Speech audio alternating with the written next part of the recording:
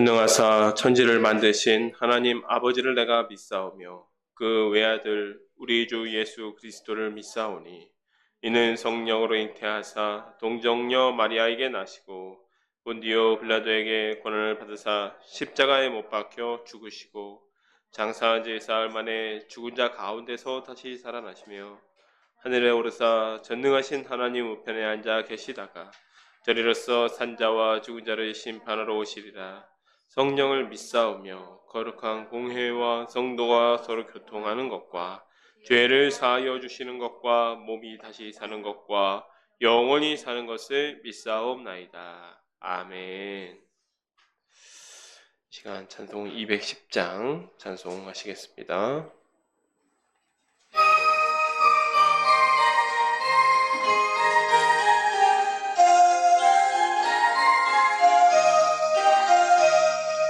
시온 성과 같은 교회 그의 영광 한없다. 허락하신 말씀대로 주가 진히 세웠다. 반석 위에 세운 교회 흔들 자가 누구랴. 모든 원수 해워싸도 아무 근심 없도다. 생명샘이 솟아나와 모든 성도 마시니 언제든지 흘러넘쳐 부족함이 없도다. 이런 물이 흘러가니 목마를 자 누구랴. 주의 은혜 풍족하여 넘치고 더 넘친다. 주의 은혜 내가 받아 시온 백성 되는 때 세상 사람 비방해도 주를 찬송하리라. 세상 헛된 모든 영광 아침 안개 같으나 주의 자녀 받을 복은 영원 무궁하도다.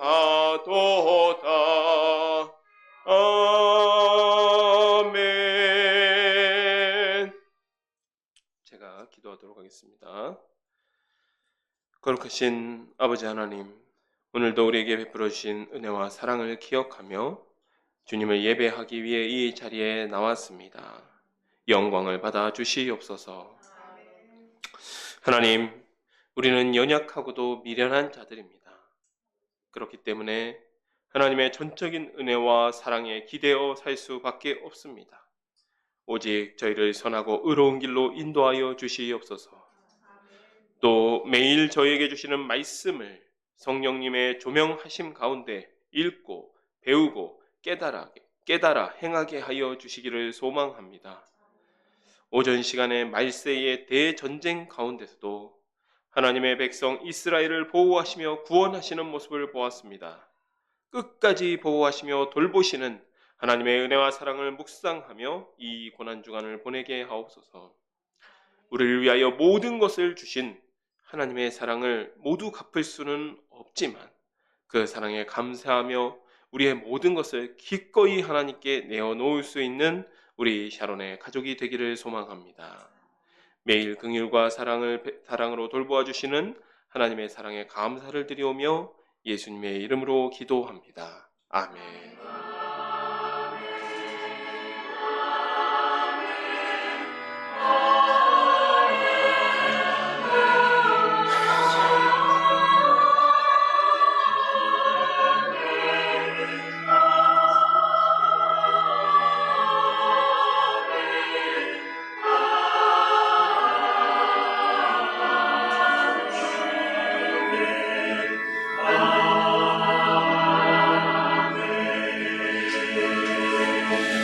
네.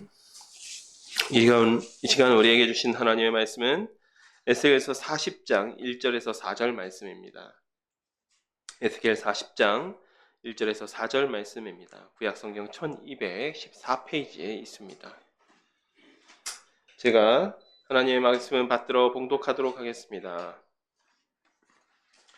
우리가 사로잡힌 지 25째 해 성이 함락된 후 14째 해 첫째 달 10째 날에 곧 그날에 여호와의 권능이 내게 임하여 나를 데리고 이스라엘 땅으로 가시되 하나님의 이상 중에 나를 데리고 이스라엘 땅에 이르러 나를 매우 높은 산 위에 내려놓으시는데 거기에서 남으로 향하여 성읍 형상 같은 것이 있더라. 나를 데리시고 거기에 이르시니 모양이 녹같이 빛난 사람 하나가 손에 삼줄과 측량하는 장대를 가지고 문에 서 있더니 그 사람이 내게 이르되 인자야 내가 내게 보이는 그것을 눈으로 보고 귀로 들으며 내 마음으로 생각할지어다. 내가 이것을 내게 보이려고 이리로 데리고 왔나니 너는 본 것을 다 이스라엘 족속에게 전할지어다 하더라. 아멘. 네, 저희가 오늘 오전에는 이스라엘이 회복된 후 벌어질 최후의 전쟁에 대해서 살펴보았습니다. 마곡 왕 곡이 포로에서 돌아와 평화롭게 살아가는 이스라엘을 침략합니다. 그리고 그 침략 전쟁에는 많은 그 군대들이 동원이 됩니다. 하나님의 축복을 받아 성벽조차도 없이 문과 빗장 없이 사는 이스라엘 백성을 노력하기 위해서 시작된 전쟁은 이스라엘 주변 모든 나라가 참전합니다. 하지만 이 전쟁에 하나님께서 개입하시면서 침략을 하러 온 곡의 군대가 오히려 전멸을 당하고 맙니다. 이스라엘 군대로 이렇게 대항을 하거나 이스라엘 군대가 칼을 들고 싸울 필요도 없이 하나님의 권능과 능력, 지진과 전염병과 불로써 심판을 받은 곡의 군대는 이 시체와 전리품만을 남기고 모두 다 쓰러집니다. 이스라엘 사람들이 이 전쟁 가운데 한 일은 자기들의 산에 지금 침략하러 올라오다가 다 쓰러진 그 질비한 시체를 매장하고 또 그들이 남긴 전리품을 취하는 일뿐이었습니다. 결국 하나님께서는 이스라엘의 회복의 끝은 말세에 있을 대전쟁을 예언하게 하시면서 말씀을 맺습니다. 이 예언 가운데서도 하나님의 절대적인 주권과 사랑이 드러납니다. 이스라엘은 칼 한 번 휘두르지 않았지만 구원을 받습니다. 또 예언의 말미에 이러한 일이 이스라엘의 공로가 아니라 하나님께서 자신의 전적인 사랑을 베푸신 것이라고 설명하십니다. 또 39장까지 회복될 이렇게 해서 39장까지가 이스라엘의 회복에 대한 예언입니다. 우리가 오후 시간에 이 시간에 살펴볼 40장부터는 에스겔의 환상 가운데 회복될 이 성전과 또 예루살렘 또 그 이스라엘의 영토 이러한 모습들을 보여주시고 있습니다. 이 내용이 이제 40장부터 48장까지 이어집니다. 다만 이 48장까지의 말씀은 학자들 가운데서 구약 학자들 중에서도 상당히 난제로 남아있는 구절이기도 합니다. 왜 그러냐면 많은 성경 학자들이 이 구절을 상징으로서 풀어갑니다. 이거는 어떤 상징일 것이다. 그렇지만 이 사실 좀 맞지 않는 부분들이 좀 있어요. 이를테면 여기 성전에 있는 제도가 그대로 남아 있습니다. 물론 이 성전은 솔로몬 성전하고는 좀 구조라든지 규모라든지 이런 면에서 좀 차이가 있습니다. 규모 면에서는 더 크고요. 그 다음에 구조적으로는 그 안에 있는 솔로몬 성전 같은 경우는 안에 금박으로 입히고 이런 것들이 자세하게 기록되어 있지만 사실은 에스겔 같은 경우에는 에스겔에서는 그 구조에 대해서는 자세하게 거의 이 이야기를 듣고 이 규격대로 집을 지을 수 있을 만큼 자세하게 기록은 되어 있지만 그 내부의 이제 형상이나 이런 거는 필요한 부분만 언급하고 있습니다. 그래서 그렇게까지 세밀하지는 않습니다. 그리고 동물 제사가 나옵니다. 여전히 동물 제사가 등장합니다. 그리고 이스라엘의 영토가 회복되는 부분에 있어서도 조금 역사적으로는 좀 맞지 않는 부분들이 있습니다. 그러다 보니까 이제 학자들이 이 부분에서 상당히 혼란함을 느끼는 것이지요. 하지만 우리가 에스겔서 43장 10절에서 11절 말씀을 보면 하나님께서 이 성전의 환상을 보여주시는 이유가 이스라엘 백성이 이 환상을 보고 네가 전한 이 말씀을 듣고 부끄러워해서 그들이 자기 죄악을 철저하게 회개하거든 그랬을 때에 일종의 조건절이죠. 이러한 조건이 충족되면 만일 이스라엘 백성들이 이런 식으로 자신의 죄악을 부끄러워하며 철저하게 회개하면 이 성전과 제도와 구조를 알게 하라고 말씀하십니다. 즉, 이 이야기는 이스라엘 백성의 철저한 회개가 없으면 이 성전과 제도는 성취되지 않은 것으로 볼 수 있다는 것이죠. 근데 이 부분이 앞부분하고 약간 다른 부분이죠. 앞부분은 이스라엘의 공로와는 상관없이, 이스라엘의 어떤 행위와 상관없이 하나님의 이름을 위해서 하는 일인데, 이 40장 이후부터는 너희들이 그래도 너희 죄를 부끄러워하면서 회개하면 내가 이렇게 해주겠다라고 말씀하시는 거예요. 그렇기 때문에 이 제도와 성전과 이 제도는 성취되지 않은 것으로 볼 수 있다라는 것이죠. 그래서 40장 이후는 저희가 어떻게 할 거냐면 40장부터 48장은 이 본문을 좀 읽는 거 위주로 해서 하나님께서 이스라엘이 회개하면 이러한 것들을 준비하셨다라는 사실을 파악하는 것 위주로 이렇게 보도록 하겠습니다. 40장 1절부터 4절입니다. 우리가 사로잡힌 지 25째 해, 성이 함락된 지 14째 해 첫째 달, 열째 날에 곧 그날에 여호와의 권능이 내게 임하시며 나를 데리고 이스라엘 땅으로 가시되, 하나님이 이상 중에 나를 데리고 이스라엘 땅에 이르러 나를 매우 높은 산 위에 내려놓으시는데 거기에 나무로 향하여 성읍 형상 같은 것이 있더라. 나를 데리시고 거기에 이르시니 모양이 똑같이 빛난 사람 하나가 손에 3줄과 측량하는 장대를 가지고 문에 서 있더니 그 사람이 내게 이르되, 인자야, 내가 내게 보이는 그것을 눈으로 보고 귀로 들으며 내 마음으로 생각할지어다. 내가 이것을 내게 보이려고 이리로 데려왔느니 내가 본 것을 다 이스라엘 족속에게 전할지어다 하더라. 예루살렘 성이 함락되고 14년 후에 하나님께서 에스겔에게 환상을 보여주신 것이죠. 에스겔. 그리고 사로잡혀온 지, 에스겔이 포로가 된 지 25년 되는 해. 그러니까 이제는 에스겔도 50대 중반 나이가 된 겁니다. 에스겔이 30살 되던 해에 50대가 된 거죠. 이제 30살 되던 해에 처음으로 선지자로서 소명을 받았기 때문에 25년, 그러니까 사로잡혀간 지 25년이니까 에스겔이 이제 선지자로서 활동한 지 20년 정도가 지난 겁니다. 그러니까 이제 50대의 나이가 된 거죠. 그때 이러한 환상을 보여주셨습니다. 그리고 성이 함락된 지 14째 해가 되었다고 했으니까 이 성이 함락된 해가 곧 예루살렘 성전이 불탄 해이죠. 그 해 5월 달에, 4월에 성이 함락이 되고 성벽이 뚫리고 5월에 왕궁과 성전이 약탈되고 불에 탔다라고 기록되었습니다. 그렇기 때문에 이제 성전이 불탄 지, 성전이 황폐화된 지 14년 만에 이 말씀이 임하였습니다. 3절에 황폐화된 예루살렘 성으로 하나님께서 이 에스겔을 데리고 가십니다. 그러니까 실제로 간 것은 아니고 이제 어떤 성전에 있었던 우상숭배의 환상을 보여주셨던 것처럼 환상으로서 혹은 영을 데리고 가신 것이죠. 그랬더니 여기서 똑같이 빛나는 사람이 천사입니다. 그랬더니 3줄과 측량하는 장대를 가지고 문에 서 있습니다. 사람이라고 표현은 되어 있지만 문맥상으로 볼 땐 천사로 보이죠. 이 사람이 3줄과 측량하는 장대를 들었습니다. 이 3줄과 장대는 모두 다 자 역할을 하는 겁니다. 자 역할을 하는 겁니다. 3줄은 이 3으로 엮은 줄, 그러니까 이 밧줄처럼 3으로 엮은 줄을 이야기하는데 역시 측량할 때 사용합니다. 그리고 줄자로 사용했다는 거죠. 줄이니까 줄자로 사용했는데 이미 여기에 앞으로 나올 메시지가 함축적으로 들어있습니다. 이 말씀은 하나님께서 천사를 통해서 예루살렘과 예루살렘 성전을 내가 이렇게 재건한다. 재건하기 전에, 건축하기 전에 측량을 하잖아요. 그렇죠. 측량을 해놔야 정확한 규격에 따라서, 설계에 따라서 건물이 올라가는 거 아니겠습니까? 그래서 천사를 통해서 측량하는 모습을 보여주신 것입니다. 하나님께서 그래서 4절에 천사가 에스겔에게 천사가 보여주는 것을 이스라엘 족속에게 전하라고 하고 있습니다. 이게 조금 중요한 부분인데요. 뭐냐면 앞으로 등장하는 모든 모습들, 그리고 에스겔이 본 거는 에스겔이 직접 한 건 없습니다. 다 천사가 일종의 안내자로서 에스겔을 데리고 성전 안에 들어가서 보여주는 것을 보여줍니다.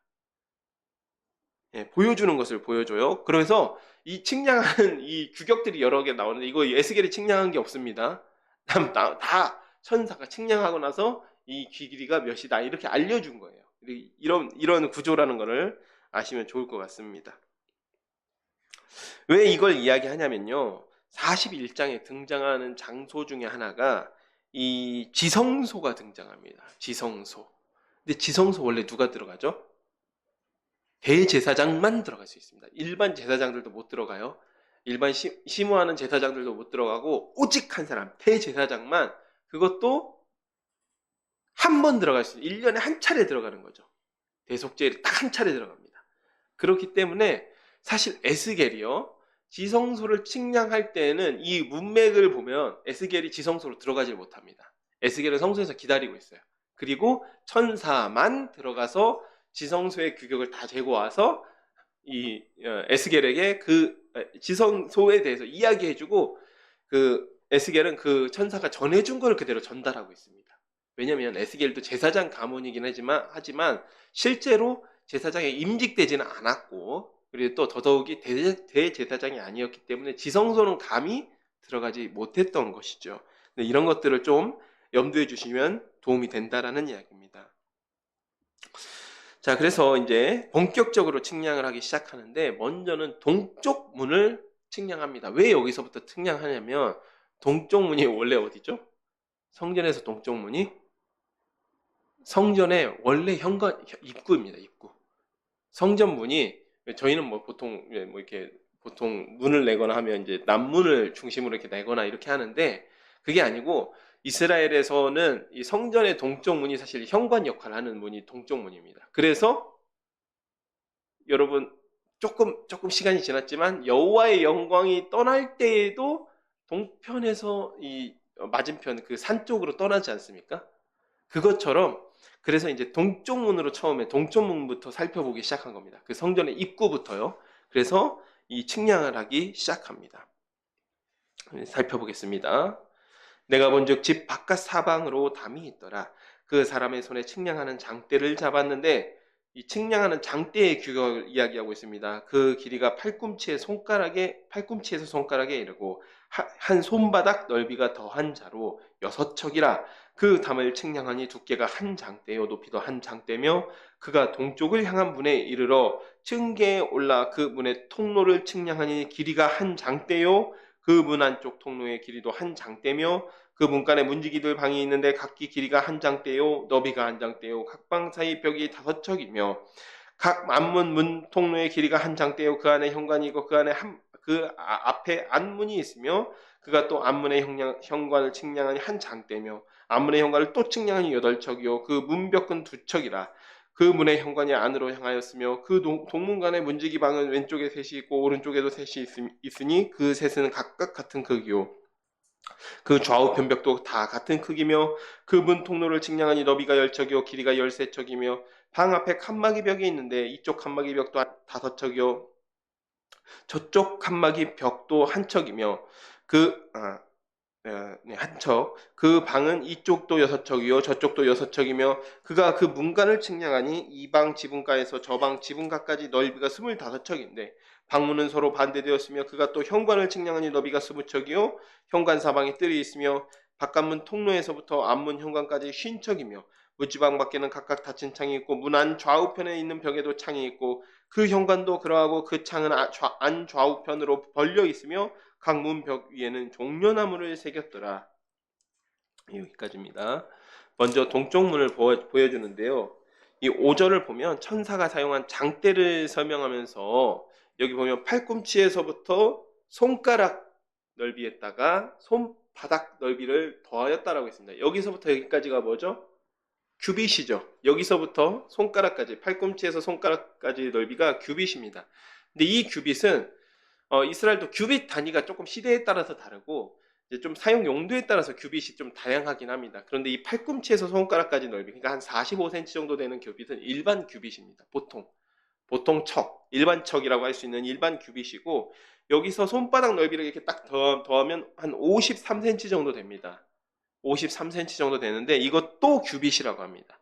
이것도 규빗이라고 하는데 이 규빗은 보통 이것이 왕실 규빗입니다. 왕실에서 사용하는 규빗이 이 팔꿈치에서 손가락까지 했다가 손바닥 넓이 정도를 더한 한 53cm 정도. 그러니까 일반 규빗보다 한 8cm 정도가 길죠. 7, 8cm가 길어요. 그런데 이 천사가 들고 있는 장대는 이 한 규빗이 아니라 이 장대가 6척이다. 즉 6규빗이다라고 얘기하고 있습니다. 왕실 규빗으로 6규빗이다라고 했으니까 이 장대의 길은 한 3.2m 정도 되는 것이죠. 3.2m가 약간 안 되거나 3.2m 정도 된다고 생각하시면 됩니다. 그런데 여기서 성전이 한 장대 높이와 한 장대 너비의 담장으로 둘러싸여 있습니다. 그러니까 한 3.2m 정도 되는 담으로 둘러싸여 있습니다. 자, 담이 높나요, 낮나요? 높은가요, 낮은가요?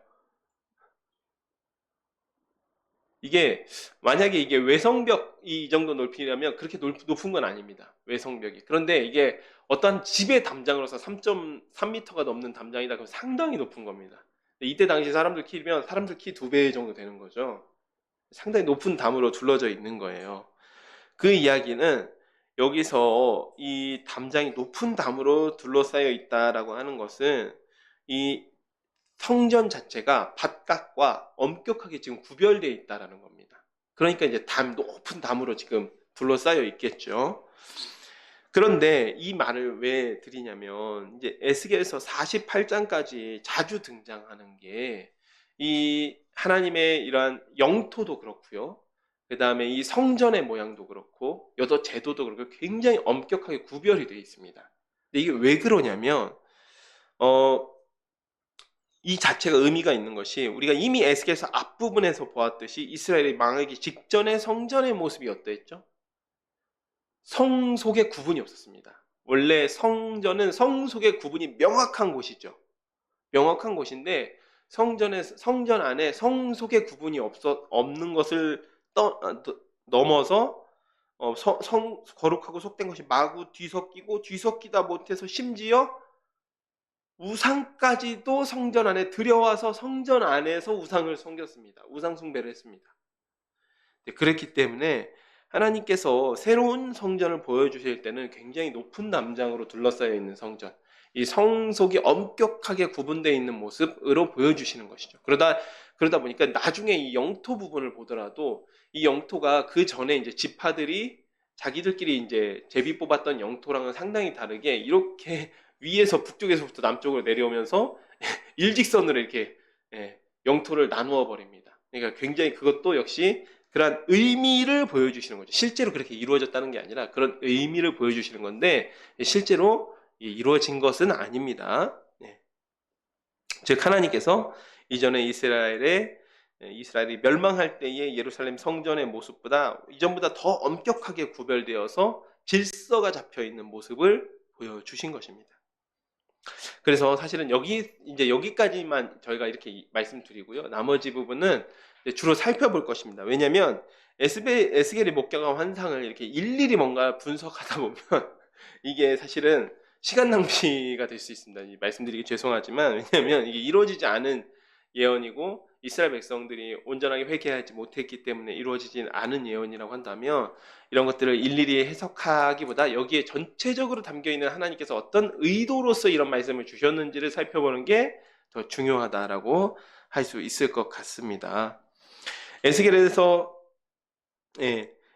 환상 속에서 엄격하게 구별된 모습을 보면 이 예언이 이루어지지 않은 것이 이해가 되지요. 그래서 41장에도 나오지만 이 환상에서 에스겔도 제사장이지만 감히 지성소에 들어가지 못합니다. 환상 가운데서도 들어가지 못해요. 천사 혼자 들어갔다 나옵니다. 그런데 사실 이 예언이 이루어지지 않았던 것이 결국 이 예언도 이루어졌다 손치더라도 사실은 이 예언도 어느 정도의 이 기한이 정해져 있는 예언입니다. 왜냐하면 예수님께서 오신 이후에 십자가에서 운명하실 때 어떤 일이 벌어졌죠? 이때 당시에는 에스겔도 감히 지성소를 출입하지 못했어요. 그렇지만 예수님께서 십자가에 운명하실 때는 성전의 성소와 지성소를 가리는 휘장이 위로부터 아래로 찢어졌습니다. 그리고 나서 우리가 직접 하나님 앞에 나아갈 수 있는 은혜를 입은 바 되었습니다. 또 심지어 예수님께서 어떻게 말씀하십니까? 본인의 몸을 성전에 비유하셨어요. 그러면서 너희는 이 성전을 헐어라. 내가 3일 만에 다시 세우겠다. 이 말씀을 두고 자신의 육체를 두고 부활을 두고 그렇게 말씀하신 것이었더라 라고 하고 친히 제자들이 거기다가 말씀까지 자기 각주를 달아놨습니다. 즉, 이 예언 자체의 중요성, 우리가 이거를 일일이 분석하는 것보다 하나님께서 예수님께서 이제 이 예언이 서로 실현되었다 할지라도 이 예언도 예수님의 이 실체이신 예수님이 오시기까지 모형이 될 수밖에 없었다라고 하는 것입니다. 그래서 성전 입구라고 할 수 있는 동쪽 문을 먼저 측정을 하고 성전 바깥들에서부터 돌아가면서 측정을 하기 시작합니다. 그런데 역시 안내자는 천사입니다. 안내자는 천사이고요. 그다음에 에스겔을 안내하면서 여기는 이렇고 저기는 저렇고 이렇게 설명을 해주기 시작합니다. 지금 17절부터 27절까지는요. 성전 마당, 그러니까 바깥들과 그다음에 성전 마당에 있는 이 문들을 설명하고 있습니다. 그가 나를 데리고 바깥들에 들어가니 뜰 3면에 박석 깔린 땅이 있고 그 박석 깔린 땅 위에 여러 방이 있는데 모두 30이며 그 박석 깔린 땅의 위치는 각 문간의 좌우편인데 그 너비가 문간 길이와 같으니 이는 아래 박석 땅이며 그가 아래 문간 앞에서부터 안뜰 바깥 문간 앞까지 측량하니 그 너비가 100척이며 동쪽과 북쪽이 같더라. 그가 바깥뜰 문 쪽을 향한 문간의 길이와 너비를 측량하니 길이가 50척이요 너비는 25척이며 문지기방이 이쪽에도 셋이요 저쪽에도 셋이요 그 벽과 그 현관도 먼저 측량한 문간과 같으며 그 창과 현관의 길이와 너비와 종려나무가 다 동쪽을 향한 문간과 같으며 그 문간으로 올라가는 7층계가 있고 그 안에 현관이 있으며 안뜰에도 북쪽 문간과 동쪽 문간과 마주 대한 문간들이 있는데 그가 이 문간에서 맞은 쪽 문간까지 측량하니 100척이더라. 그가 또 나를 이끌고 남으로 간즉 남쪽을 향한 문간이 있는데 그 벽과 현관을 측량하니 먼저 측량한 것과 같고 그 문간과 현관 좌우에 있는 창도 먼저 말한 창과 같더라. 그 문간의 길이는 50척이요 너비는 25척이며 또 그리로 올라가는 7층계가 있고 그 안에 현관이 있으며 또 이쪽과 저쪽 문벽 위에 있는 종려나무를 새겼으며 안뜰에는 남쪽을 향한 문간이 있는데 그가 남쪽을 향한 그 문간에서 맞은 쪽 문간까지 측량하니 100척이더라. 네. 그리고 이제 28절부터는 성전 안뜰과 그 안뜰에 여러 부속 시설들이 있습니다. 그 부속 시설에 대한 기록입니다.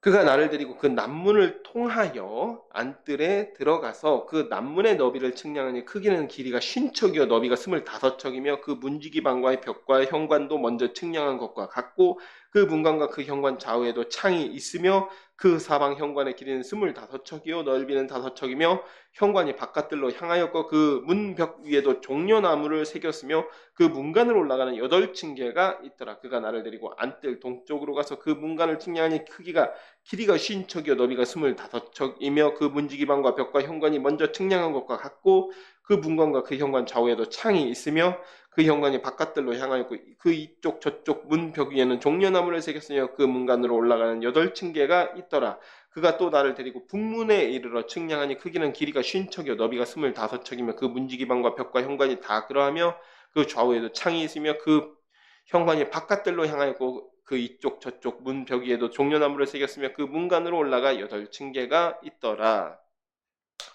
그 문벽 곁에 문이 있는 방이 있는데 그것은 번제물을 싣는 방이며 그 문 현관 이쪽에 상 둘이 있고 저쪽에 상 둘이 있으니 그 위에서 번제와 속죄자와 속건제의 희생 제물을 잡게 한 것이며 그 북문 바깥 곧 입구로 올라가는 쪽 이쪽 상 둘이 있고 문의 현관 저쪽에 상 둘이 있으니 문견 이쪽에 상이 넷이 있고 저쪽에 상이 넷이 있어 상이 모두 8개라. 그 위에 희생 제물을 잡았더라.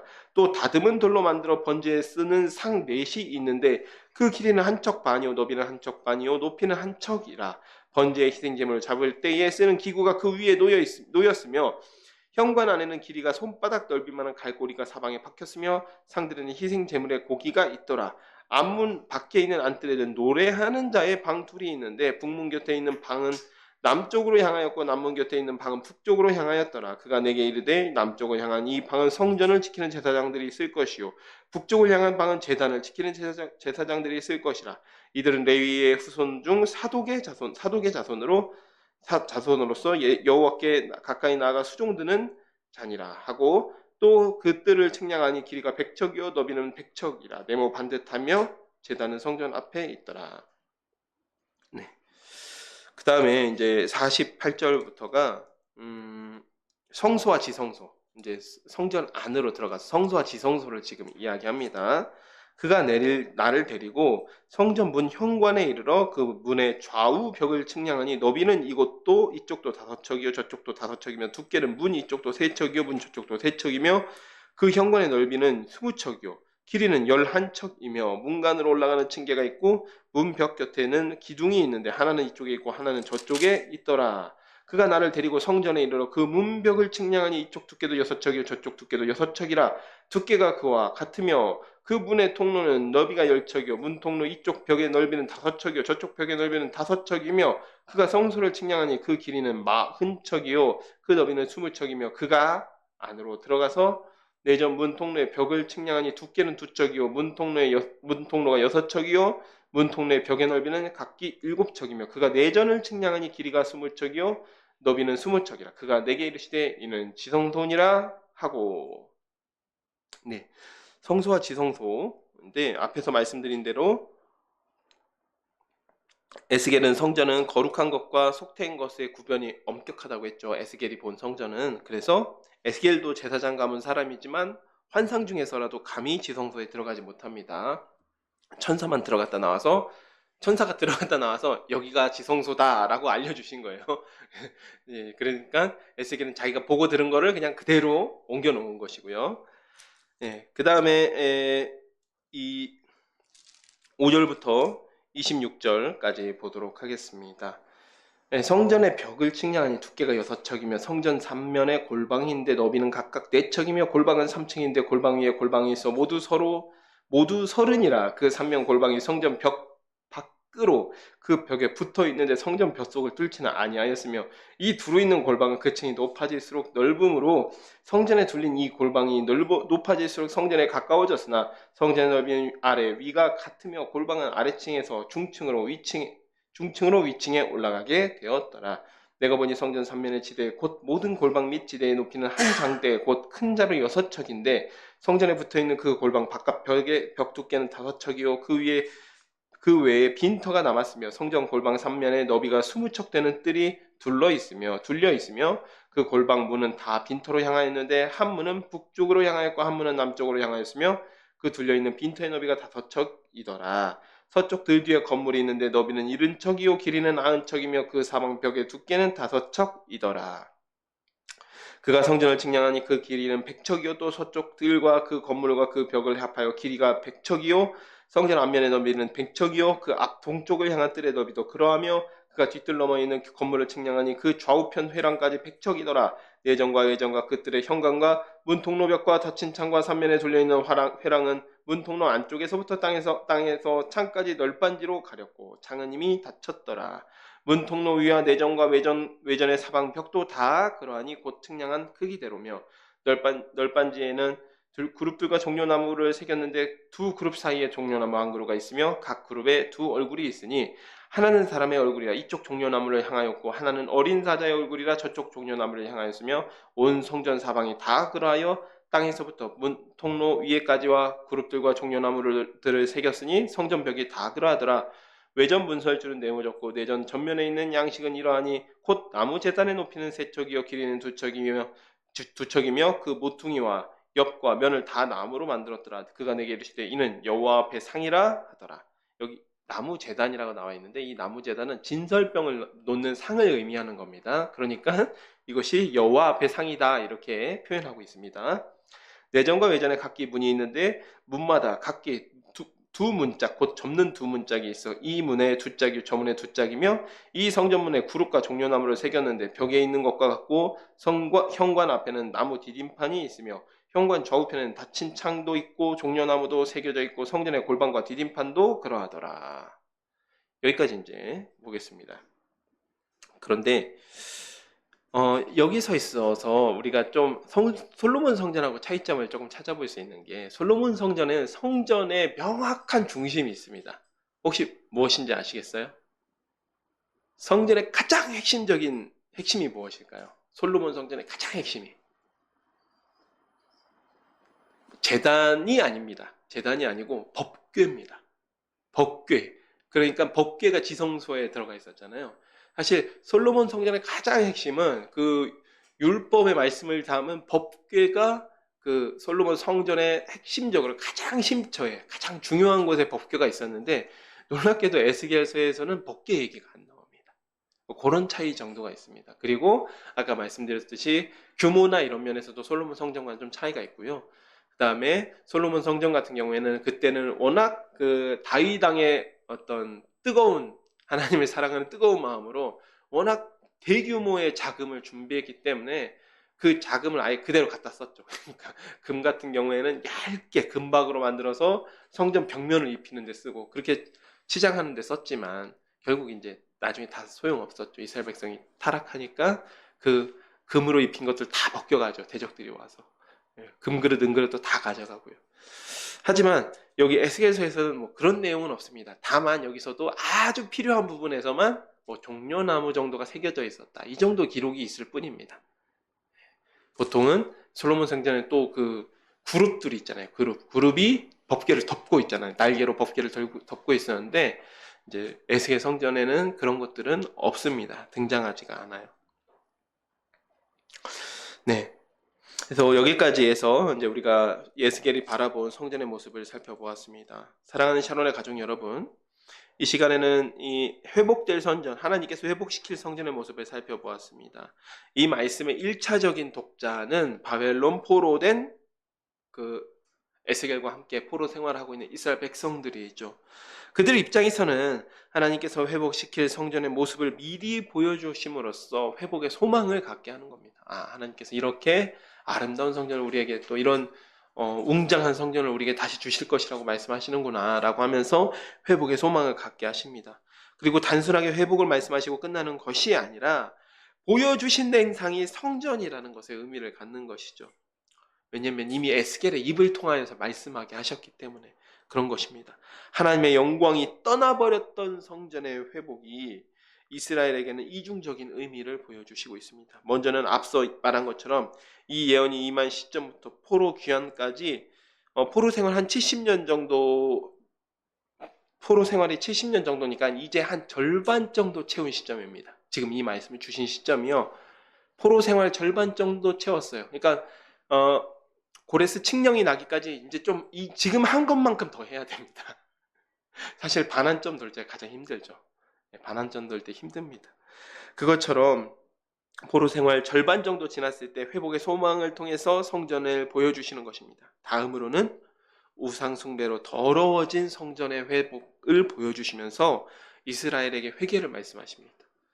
너희들이 그전에는 태양신도 섬기고 여러 부정한 짐승들도 섬기고 했지. 하지만 내가 회복돼 이 성전을 보아라. 너희들 생각나는 거 없냐? 너희 죄를 부끄러워하고 회개해라 라고 말씀하시는 것입니다. 이후에 43장에 더 직접적으로 말씀하시는 것입니다. 회복된 성전의 모습을 보여주시면서 이스라엘 스스로 범한 죄에 대한 부끄러움을 느끼고 철저히 돌이켜라 라고 말씀하시는 것이죠. 물론 이 성전의 완성은 성취되지 못한 것으로 보입니다.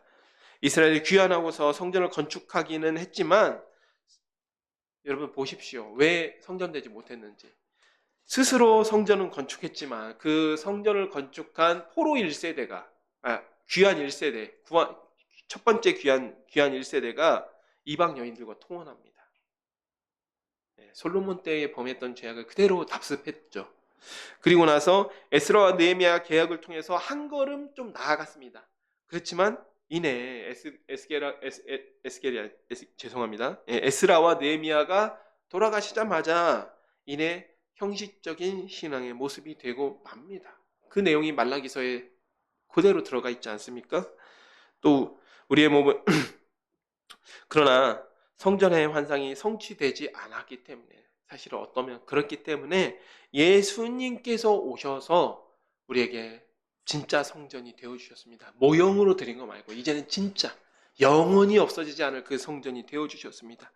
또한 우리의 몸을 성령께서 거하시는 거룩한 전으로 삼아주셨다는 사실이, 그 의미가 오히려 더 크게 다가오지 않습니까? 사랑하는 여러분, 이제 고난주간 시작됩니다. 이미 죽은 우리를 위해서 이미 죽어버린, 하나님은 죽을 뻔한 우리를 살려주신 게 아니라 이미 영적으로 받은 이미 죽어버린 우리를 살리신 것입니다. 이미 죽은 우리를 위해서 자기 몸을 대속물로 단번에 제단에 드리신 예수님을 묵상하며 거룩하게 보내시는 그런 주간이 되시기를 축복합니다. 제가 기도하고 말씀을 맺도록 하겠습니다. 하나님 아버지, 참으로 감사드립니다. 오늘 에스겔에게 보여주신 그 성전의 완성을 통하여서 하나님께서 이스라엘에게 회복에 대한 소망을 주시면서 동시에 철저한 회개를 요구하시는 모습을 보았습니다. 그러나 이스라엘 백성이 하나님께서 요구하신 그 회개를 온전하게 하나님 앞에 회개하지 못했습니다. 그리하여서 이 예언이 성취되지 않았습니다. 주님, 그렇지만 하나님께서는 거기에서 머무르신 것이 아니라 오히려 하나님 자신이 사람으로서 오셔서 직접 우리에게 영원한 성전이 되어 주셨습니다. 주님, 그리고 우리 마음 가운데 성령 하나님께서 거하시는 전이라고 말씀하십니다. 주님, 우리가 주님의 그 은혜와 사랑에 힘입어 나아갑니다. 이 고난주간 우리에게 모든 것을 주신 하나님의 은혜를 기억하며 나아가며 은혜를 묵상하는 한 주간이 되게 하여 주시옵소서. 예수님의 이름으로 기도드렸습니다. 아멘. 네, 이 시간 찬송 54장 부르시면서 주기도문으로 예배를 마치도록 하겠습니다.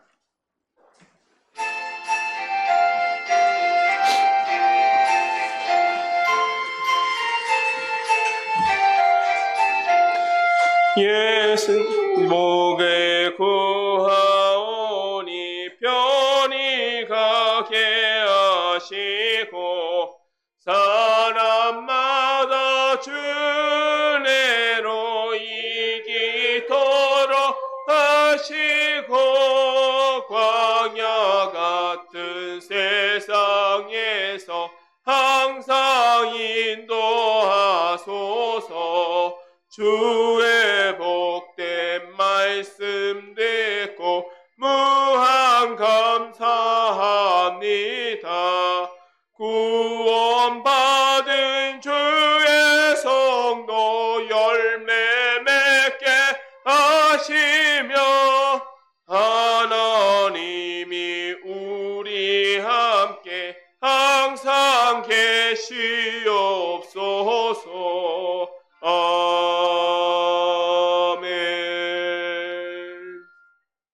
하늘에 계신 우리 아버지여, 이름이 거룩히 여김을 받으시오며 나라가 임하시오며 뜻이 하늘에서 이루어진 것 같이 땅에서도 이루어지이다. 오늘 우리에게 일용할 양식을 주시옵고 우리가 우리에게 죄 지은 자를 사하여 준 것 같이 우리 죄를 사하여 주시옵고 우리를 시험에 들게 하지 마시옵고 다만 악에서 구하시옵소서. 나라와 권세와 영광이 아버지께 영원히 있사옵나이다. 아멘.